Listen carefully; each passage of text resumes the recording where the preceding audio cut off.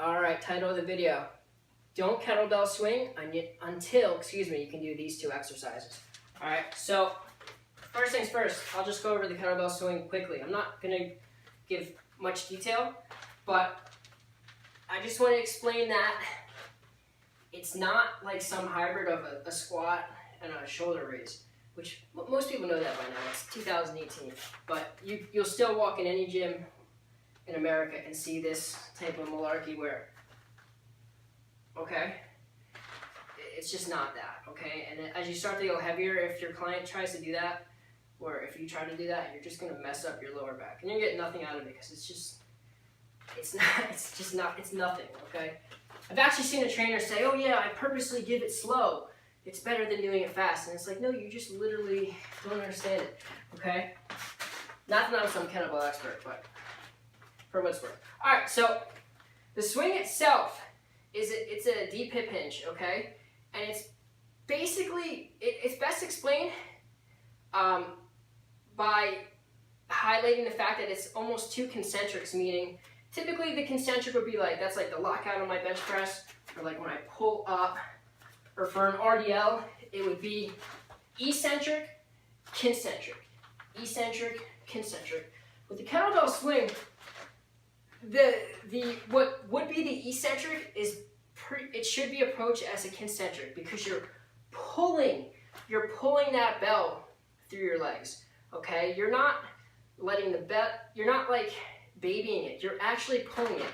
All right, the analogy you'll hear at like an RKC seminar is treat the hamstrings like they're rubber bands. So I haven't done swings in a minute, but just do a couple.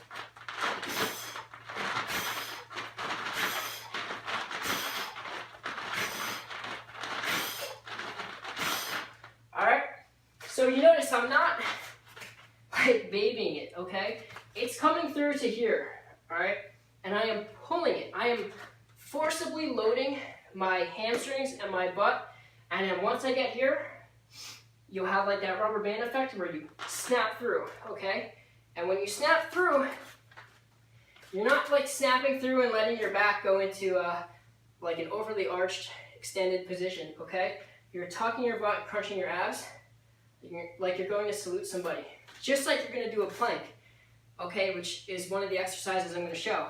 But, first things first, the first exercise you have to be able to do.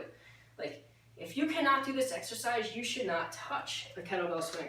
A little out of breath, I just worked out. But so, I am here. I have to be able to do any form of a loaded hip hinge.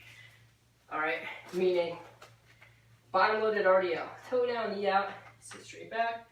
Okay. Put it up here, same thing.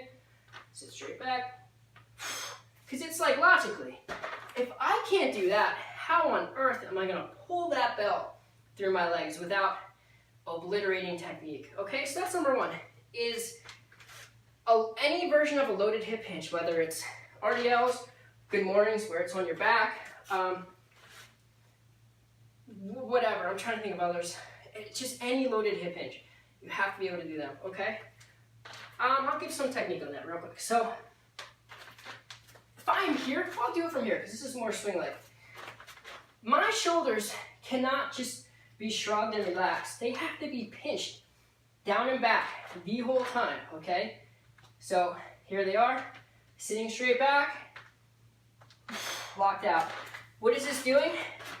It's, quote unquote, depressing my scapula, retracting to an extent, but mostly depressing, which is going to recruit my lat, among others, but just think lat, okay? So if I'm soft here and shrugging, this guy is off, and the bell is going to veer away, and I'm going to get lower back pain. That's with anytime you're lifting something off the ground, or lower, for that matter.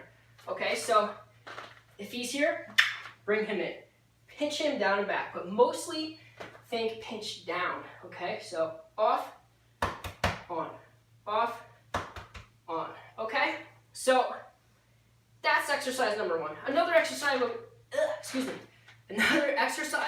would be pull throughs. Like if you have a cable here, grab the cable, lock out. Grab the cable, lock out. That helps teach like bringing the bell through your legs versus like ending the rep here, okay? And then the other thing is like the rep should end like your forearms like attached to your inner thigh, not down here. That bell comes down there, your lower back is gonna scream, okay? So number one, loaded hip hinge, any variation before you touch the swing. Number two, and there's more than two, but these are the most important. Any variation of, like an anti-extension core exercise, say planks, hollow variations, etc. The one I'll show is just your standard like plank / push-up position and how you can practice it. Yeah, this will work. All right, so let's say I'm getting into, the top of a push-up, or in yoga they call it a high plank. I cannot be here, okay? See how my hips are way low?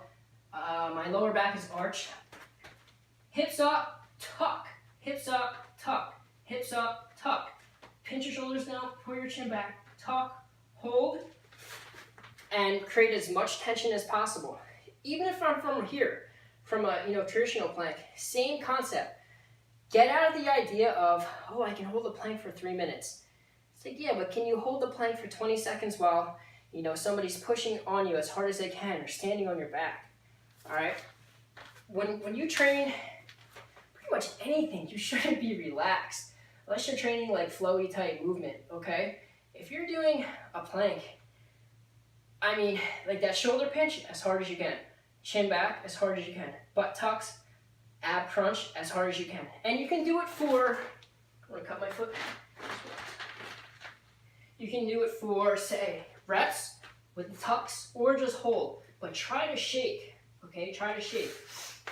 That is gonna train your lockout, and it's also just gonna train, your core on the way down. Not crazily, but it will, it'll help, all right?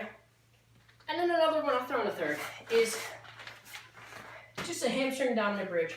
Not here, more so here. Toes down, knees out, drive up, and you can load it or unload it. You can hold it.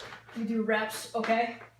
Just another way to strengthen hammies and butt to prepare you for the kettlebell swing. All right, give those a go.